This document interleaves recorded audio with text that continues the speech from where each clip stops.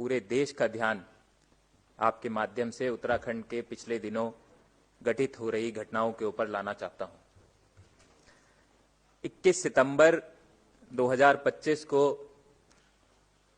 उत्तराखंड सरकार UK SSSC graduate level की 417 पोस्टों के लिए जब पहले सारे पेपर लीक हुए और सरकार ने दावे किए कि अब हम जो है नकल कानून बना चुके हैं, हम सख्ती ला चुके हैं और अब हम एक सफल एग्जाम कराएंगे, तो एक परीक्षा कराती है, वो पेपर भी लीक हो जाता है।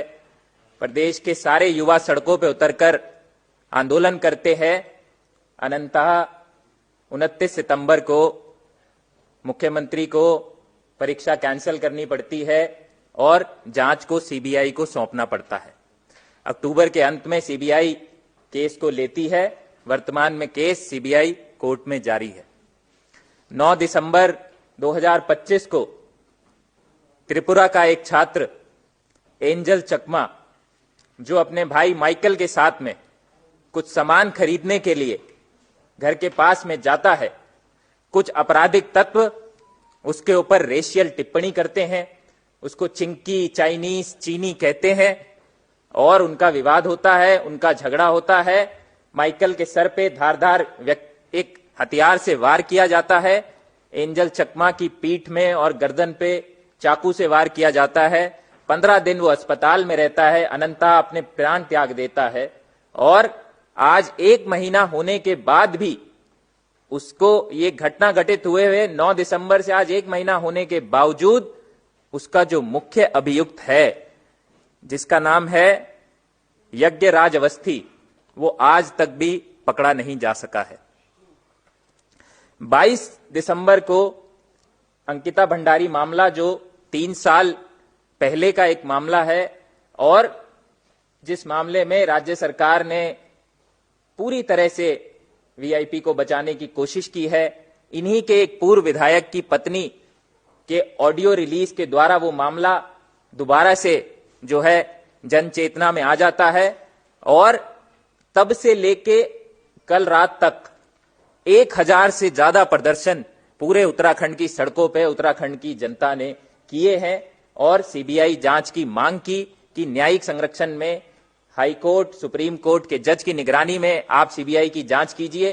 सारे ही जन आंदोलनों की, उत्तराखंड की जनता की, राजनीतिक संगठनों की एक बड़ी जीत हुई जब कल शाम को मुख्यमंत्री ने सीबीआई जांच की घोषणा की है।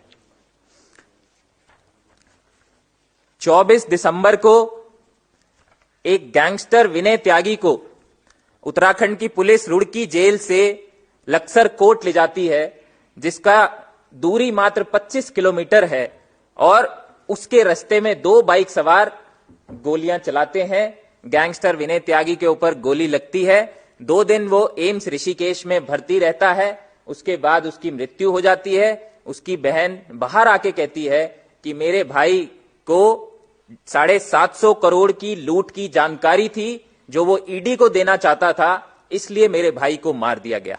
उसकी बेटी आके कहती है कि मेरे पिता को बचाया जा सकता था लेकिन लापरवाही करी और मेरे पिता को मारा गया। 5 जनवरी को इसी साल नए साल पे पूरे प्रदेश में अंकिता भंडारी के लिए आंदोलन हो रहे हैं। पूरा प्रदेश में हाहाकार मचा हुआ है। भारतीय जनता पार्टी का हल्द्वानी का पार्षद, उनका मंडल का उपाध्यक्ष अमित बिष्ट चिंटू अपने घर पे एक 22 साल के बच्चे नितिन लोहानी को बुलाता है और गोली मार देता है। उसकी मृत्यु हो जाती है। अगर आप ये टाइमलाइन को देखेंगे, पिछले 4 महीने के अंदर 2 मामलों में सीबीआई जांच के आदेश हुए हैं। पिछले 1 माह के अंदर 3 मृत्यु हुई है। देवभूमि कहा जाने वाला हमारा प्रदेश आज पूरे देश में बदनाम हो रहा है और मुख्यमंत्री पुष्कर सिंह धामी पूरी तौर पे उत्तराखंड की जनता का विश्वास खो चुके हैं। आज उनका अपने पद पे बने रहने का कोई अधिकार नहीं है, कोई नैतिकता नहीं बचती है। हम कांग्रेस पार्टी की तरफ से पुष्कर सिंह धामी के इस्तीफे की मांग करते हैं। एक दिन भी पुष्कर धामी का अपने पद पे बना रहना उत्तराखंड की जनता के, उत्तराखंड के हित में नहीं है।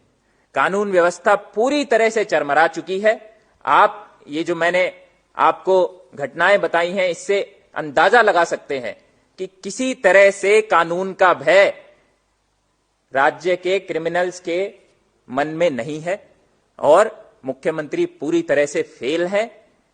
हम पूरी इस आंदोलन को, अंकिता भंडारी के न्याय की मांग को भी जहां जारी रखेंगे, वहीं एंजल चकमा के हत्यारे को जब तक पकड़ा नहीं जाता है उसके न्याय को जारी रखेंगे। और इन तमाम ही मामलों में उत्तराखंड में कांग्रेस के लोग और उत्तराखंड की जनता इन आंदोलनों को आगे बढ़ाएगी।